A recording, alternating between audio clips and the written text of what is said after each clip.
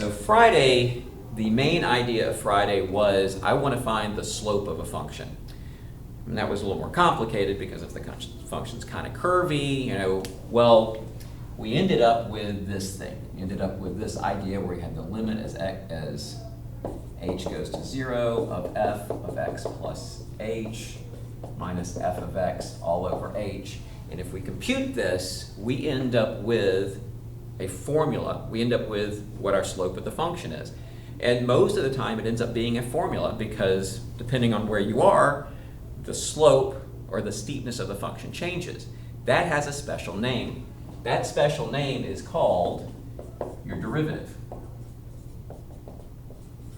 Now, as far as notation goes, there's several ways. There's a few ways that we talk about derivative. If you have a function, f of x, okay,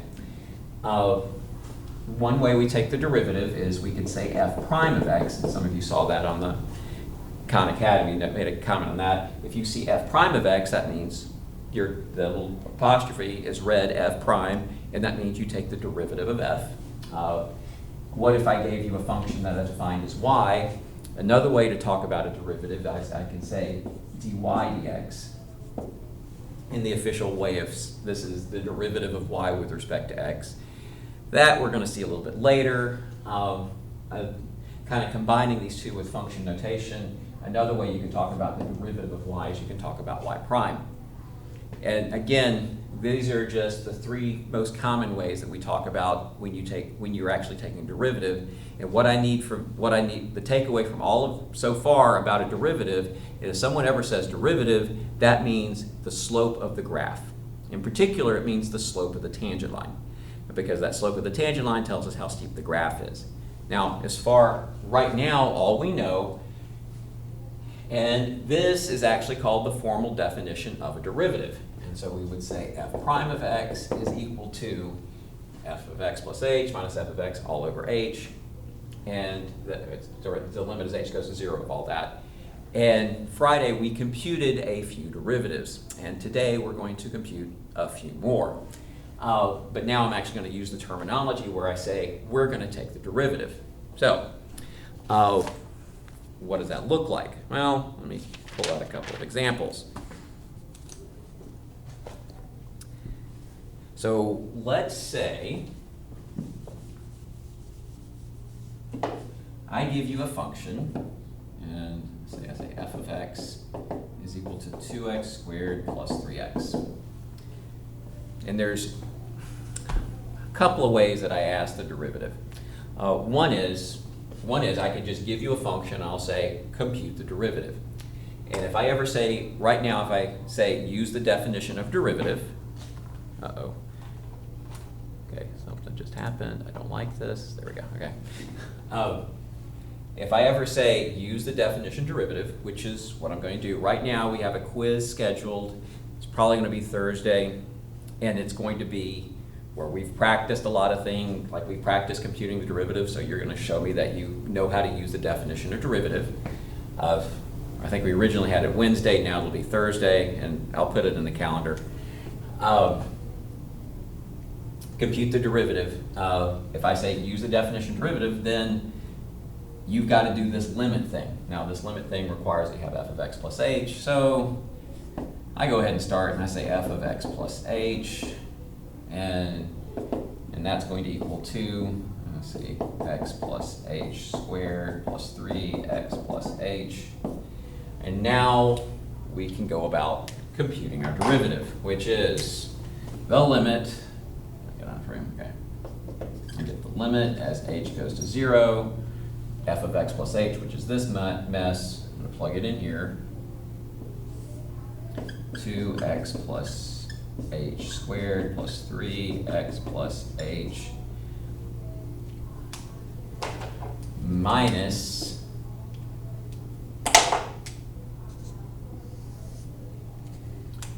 f of x, which is this mess. I'm going to put that in parentheses. 2x squared plus 3x all over h. And I'll go ahead and tell you, if you plug in h equals 0, you get 0 over 0. So that means you're going to have to do more work.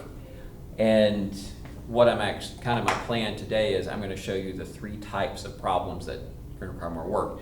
One's going to be where you just multiply it out, one's going to be with a square root, and one's going to be with a fraction, which is just like problem 21. And we're actually going to revisit these with another way. But all right, so what do? Well, in this case, your more work is you're going to have to multiply everything out. And so that's going to look like, let's see, limit as h goes to 0. When I multiply this out, so x plus h squared is x squared plus 2xh plus h squared. So when I distribute all that, I get 2x squared plus 4xh plus 2h squared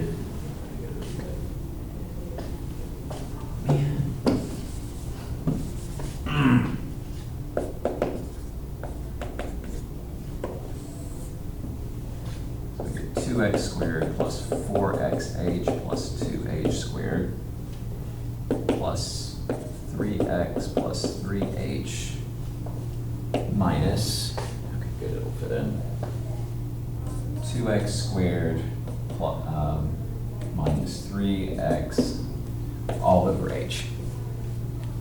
And this is kind of what happens. This is actually fairly typical of what happens if you start off with a function that's a polynomial with some powers. You got to plug in the x plus h and all the x's, and when you multiply it out, it gets to be about that big. That's the bad news. Here's the good news.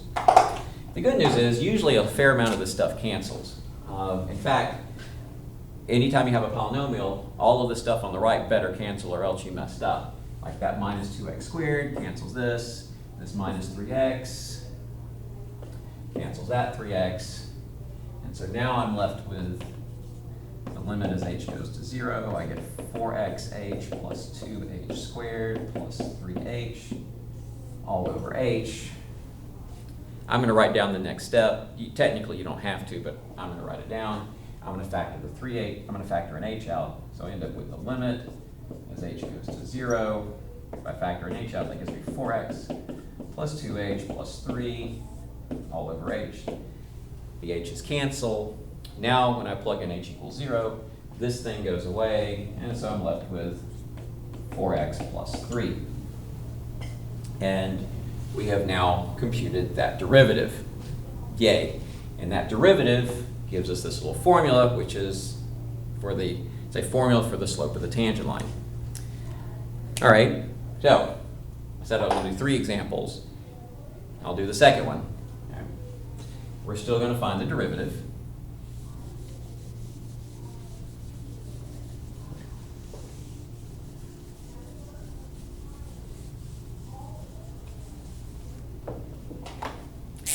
But this time, my function is going to involve a square root. So I get 3x plus 1. Yeah, you can see that, right? All right, well, if f of x is equal to 3x plus 1, that means f of x plus h is going to equal the square root of 3x plus h plus 1. Which means now if I want to compute the derivative, I do what's the limit as h approaches 0 of f of x plus h, which is, do color coding, so I'll have the square root of 3x plus h plus 1 minus the square root of 3x plus 1 all over h. All right. Yay. We got this big old mess. If I plug in h equals 0, I'm going to get 0, 0, so I have to do more work. Well, pretty much any time you see square roots, the trick is you're going to multiply by the conjugate. So conjugate is going to be the square root of 3x plus h plus 1. minus square root of 3x plus 1. Whatever I do at the top, I got to do at the bottom. So I end up with square root of 3x plus h plus 1 minus the square root of 3x plus 1. Starting to look very ugly. So now when I sort of combine these, first, that bottom is just going to be a mess. You're going to leave it a mess. It's going to give me the limit as h goes to 0. Just go ahead and tell you the bottom is going to be h times the square root of 3x plus h plus 1 minus the square root of 3x plus 1. The top turns out to be a little bit nicer because when you rationalize that numerator, this times this is just going to give me 3x plus h plus 1 minus, top, just make sure it's in parentheses. Let's do 3x plus 1. Now, this actually looks like something we can deal with. Let's see, my top is going to give me 3x plus 3h plus 1 minus 3x minus 1. And at this stage, you really hope some things cancel. And they do. The 3x's cancel, and the 1's cancel. So I'm left with a limit as h goes to 0. And I have a 3h on top, I have an h on the bottom, and then I have a big mess of stuff in the bottom. So I end up with the square root of 3x plus h plus 1 minus square root of 3x plus 1. Now the h's cancel.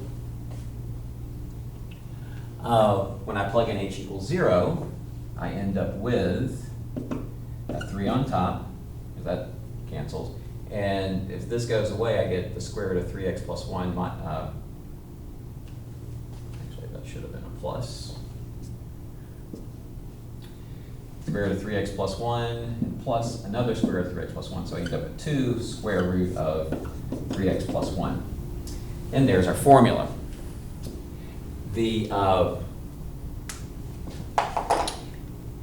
Hopefully this kind of looks like the limits I was making you do a couple of weeks ago, because that was kind of the whole point of it. I wanted you to practice simplifying things with square roots. All right, now,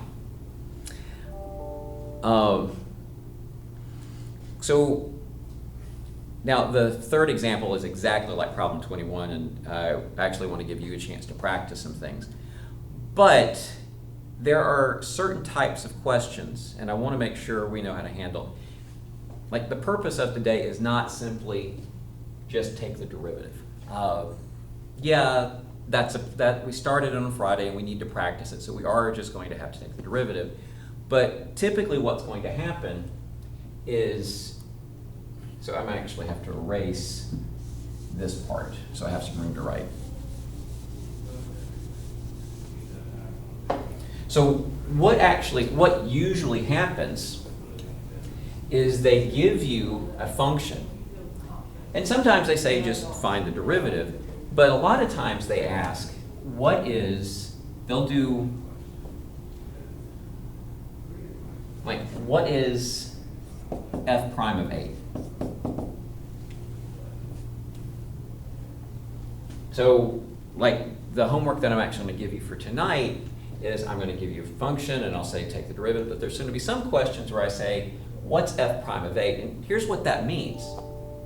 If I say, what is f prime of 8, then that means you have to take the derivative, which at this state, at this level is, you go through this definition, you go through this whole giant work, and then you end up with, this thing is f prime of x, and your job is, well, what's f prime of 8? Meaning, I have to plug 8 into this thing, which is 3 over 2 times 3 times 8 plus 1. That's going to 3 over 2, 25. So that's going to give us 2 times the square root of 25, which is 3 over 10. So we just found out that our slope of the tangent line is 3 over 10. Turns out there's a slightly better way. And that slightly better way is, it's called the alternative form for a derivative. This is your standard definition of derivative. Anytime they say use the definition of derivative, you have to use this. Right? When I say on your quiz this week, when I say use the definition of derivative, this is what you have to use. Right? You have to say limit as h goes to 0 and all that other stuff. But I want to bring up the picture where we came up with this formula from Friday. That was my lovely little parabola.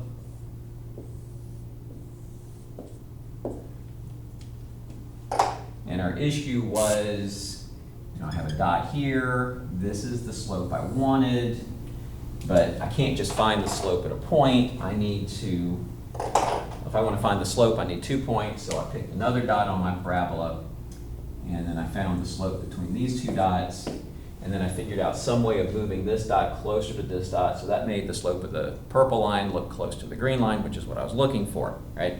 So one way to do that is exactly what we did on Friday, where I called this point,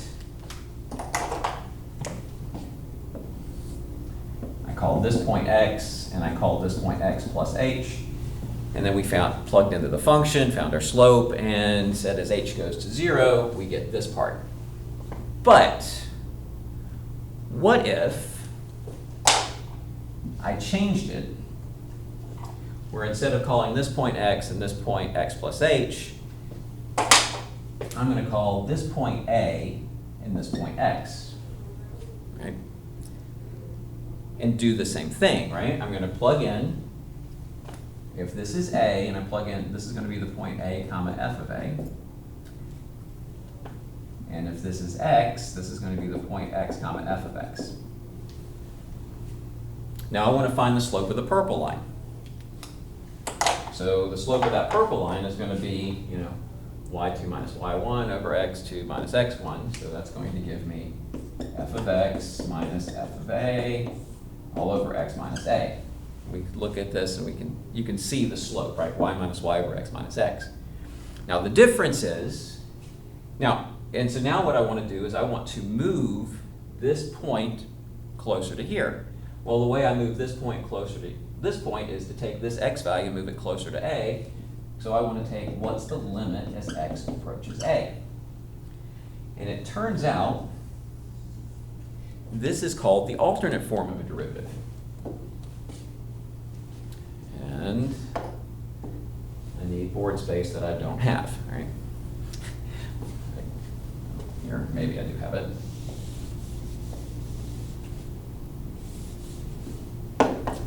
So I have, this is the limit as x approaches a, f of x minus f of a all over x minus a. Now this has a slightly, I don't know if, like this definition of derivative says f of x is equal to something. This alternate form of a derivative says f prime of a is equal to this. Now they're both taking the derivative. Here's the difference. When we use this, it tells us what the slope of the tangent line is instantly. We don't have to go through a bunch of stuff. Meaning,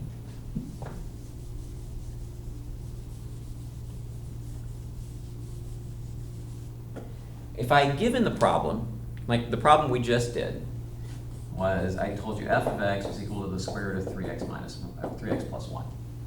If I asked for what is f prime of a, which is what we found, and just remember our answer was 3 over 10.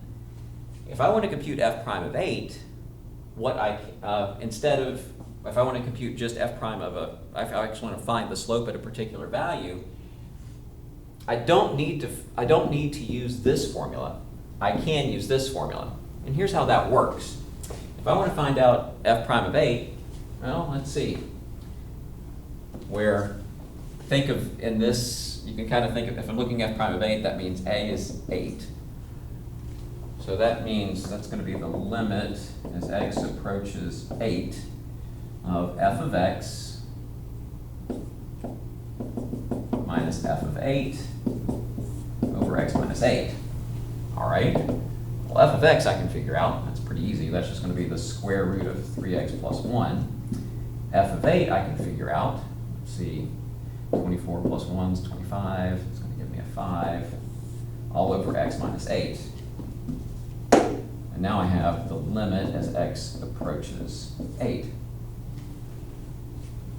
Now, this could have been a problem I gave you on your little test or quiz. To solve this, I'm going to multiply by the conjugate. So that's going to give me the square root of 3x plus 1 plus 5. And I get the square root of 3x plus 1 plus 5. So now I have the limit as x approaches 8. Multiply that out, that's going to give me it's going to be 3x plus 1 minus 5. Minus 25, and then I get x minus 8 times that junk, which is the square root of 3x plus 1 plus 5. And I don't have any space at all. So now I have the limit as x approaches 8 of 3x minus 24 over x minus 8 times the square root of 3x plus 1 plus 5. I can factor 3 out, so that's going to give me x minus 8. Those are going to cancel. I have what's the limit as x approaches 8 of 3 over this mess, which is the square root of 3x plus 1 plus 5. And when I plug 8 in, that's going to give me 3 over, ends up being 5 plus 5, which still gives me 3 over 10. What you'll find now is anytime you have to compute a derivative by the definition, using the alternative form ends up being significantly faster. So, wow, I talked a lot.